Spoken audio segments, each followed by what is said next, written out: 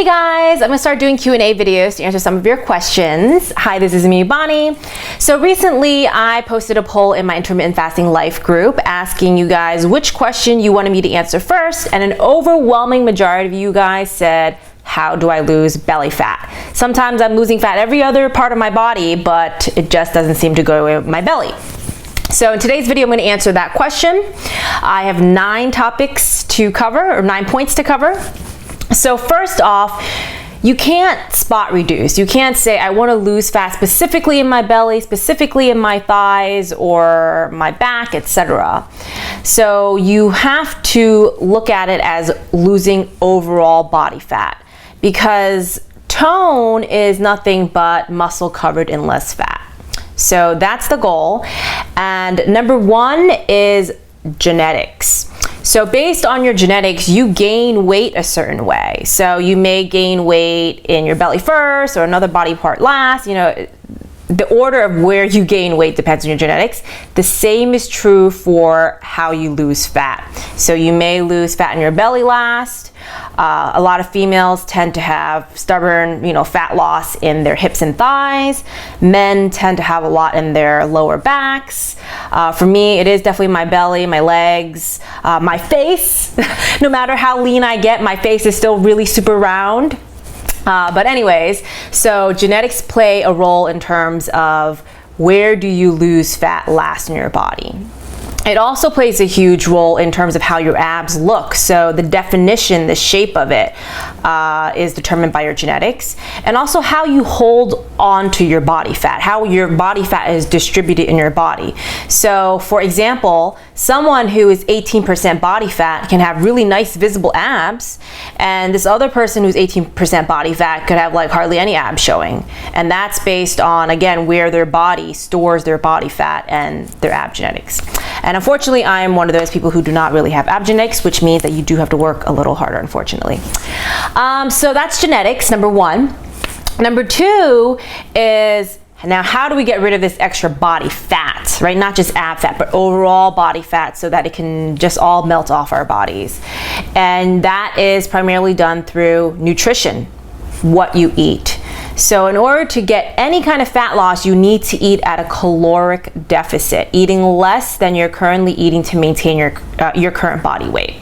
So I actually show this in my pyramid of fat loss. You'll see on the bottom the factors from most important to least important. Number 1 is caloric deficit.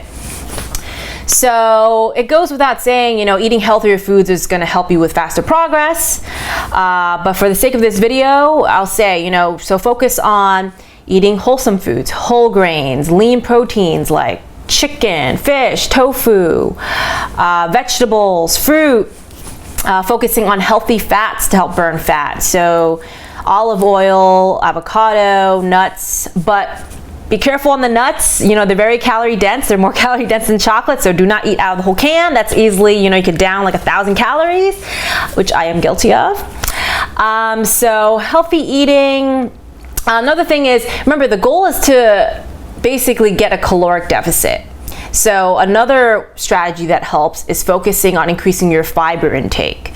There are studies that show people who focus on increasing fiber intake alone are able to lose the weight and the fat because they're more full, and it means that they end up eating less other stuff, or end up eating less calories in general. So things like oats, beans, legumes, chia seeds, vegetables again. So that's one way. Also, on that same thinking of, staying full and eating less, drink tons of water to help flush out the toxins. I remember when I had problems when I was dieting and always hungry, I'm like, when you're hungry, drink a glass of water. Or before every meal, chug a big glass of water so that I feel more full and I eat less. Again, that helps achieve that caloric deficit for you to lose fat. Along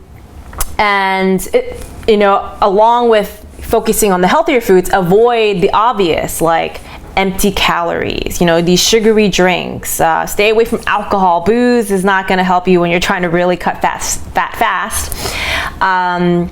Processed foods, refined sugars, like all that crap. Don't eat that stuff if you want faster results. But overall, in terms of eating approach, I do believe in the 80-20 rule, where 80% is healthier foods and 20% is, the not so healthy foods, just so that you can be flexible and it's maintainable and you can actually live and enjoy life while you're getting results. Anyways, that's a different story. So what else? Oh, protein. So eating more protein will help you because, number one, it does take more energy to break down protein, so you're burning a little bit more there. And it also helps keep you full, again, so that you are less likely to eat more calories or other junk. And it's also the building block of muscle, which I will get into later. So this is the nutrition aspect of it. Like, you can get abs simply by dialing in your nutrition without any sort of exercise whatsoever. Like, that's how important nutrition is, and that's how powerful it can be. So that's number two. Number one, genetics. Number two, nutrition. Number three, I'll even say protein because that's how important it is.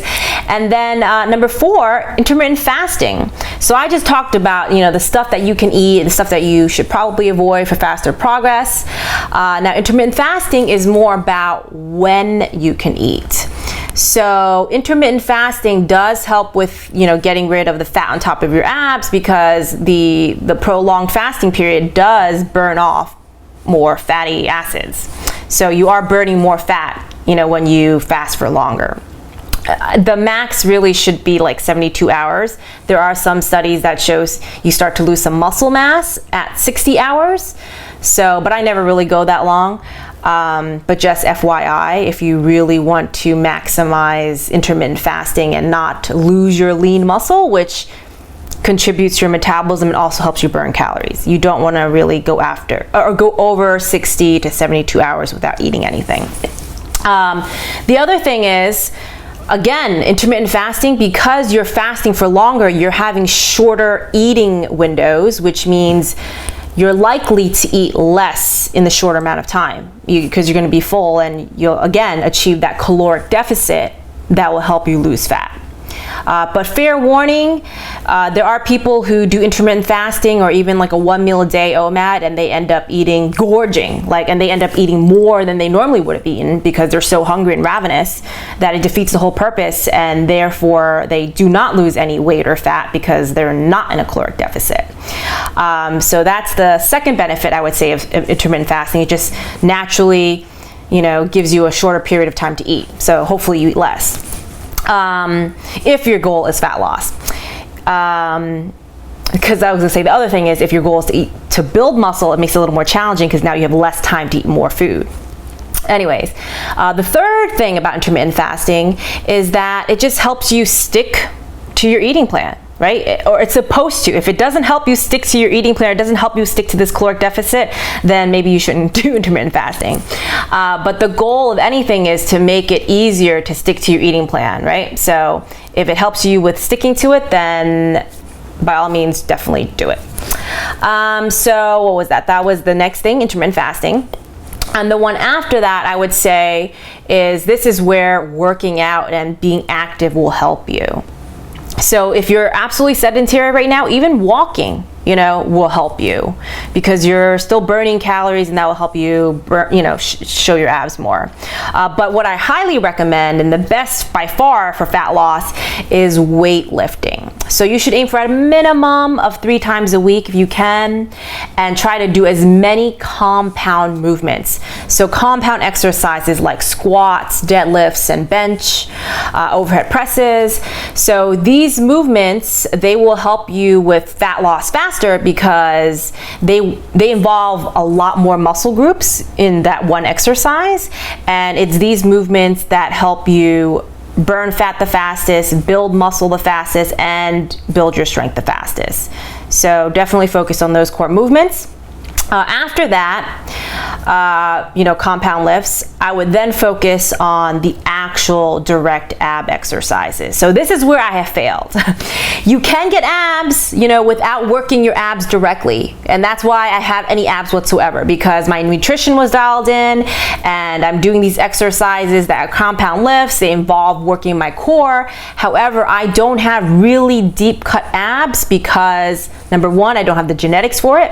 And number two, I hardly ever do like zero ab work because I find it so boring. But you want to work directly on your abs because that's quality ab muscle stimulation.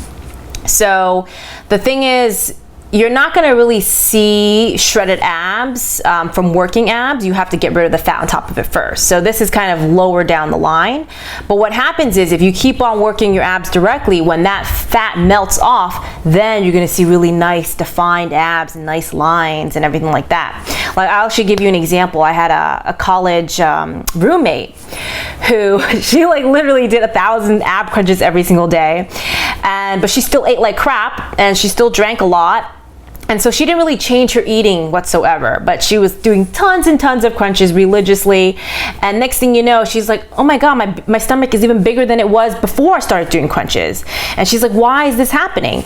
Because what happened was from all her crunches, she actually built some ab muscle. So it got bigger, but then she also had this layer of fat on top of it. So next thing you know, her stomach is even protruding more.